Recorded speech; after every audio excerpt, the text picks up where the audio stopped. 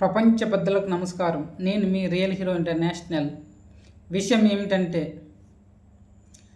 ఇస్లాం మతం గురించి వాళ్ళ పెద్దలు ప్రతిరోజు వాళ్ళ పిల్లలకు చెప్తారు. క్రైస్తవ మతం గురించి వాళ్ళ పెద్దలు వాళ్ళ పిల్లలకి ప్రతిరోజు చెప్తారు.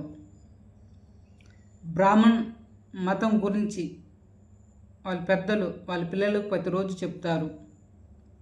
హిందూ మతం గురించి వాళ్ళ పెద్దలు వాళ్ళ పిల్లలకి చెప్పరు. ఆదివాసి ప్రకృతి మతం గురించి ఆదివాసి పెద్దలు వాళ్ళ పిల్లలకు చెప్పరు. అందుకోసం ఆగమైపోతున్నారు. ఎప్పుడైనా మన మతం గురించి చెప్పాలి, చెడు కాదు, శాంతి మాటలు చెప్పాలి. చర్చిలో శాంతి మాటలు చెప్పండి, మసీదులో శాంతి మాటలు చెప్పండి, గుడిలో శాంతి మాటలు చెప్పండి, ప్రకృతిలో శాంతి మాటలు చెప్పండి, పూజ దగ్గర శాంతి మాటలు చెప్పండి.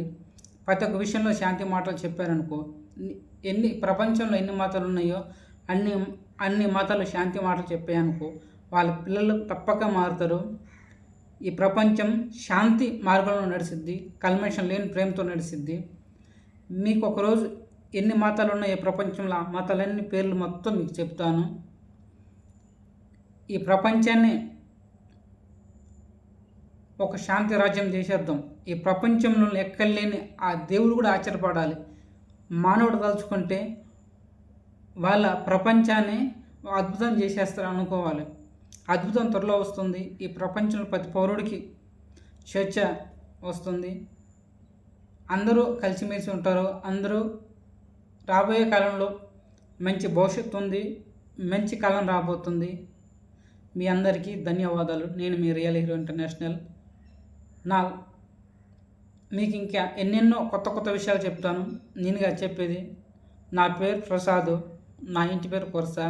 నాకు అంత జ్ఞానం లేదు, అంత తెలివి లేదు, అంత చదువు లేదు. కానీ ఆ ప్రకృతి ఇచ్చిన తెలివి ఉంది. అదే మీకు నేను చెప్తున్నాను. నేను మీ రియల్ హీరో ఇంటర్నేషనల్. అందరికీ బాయ్.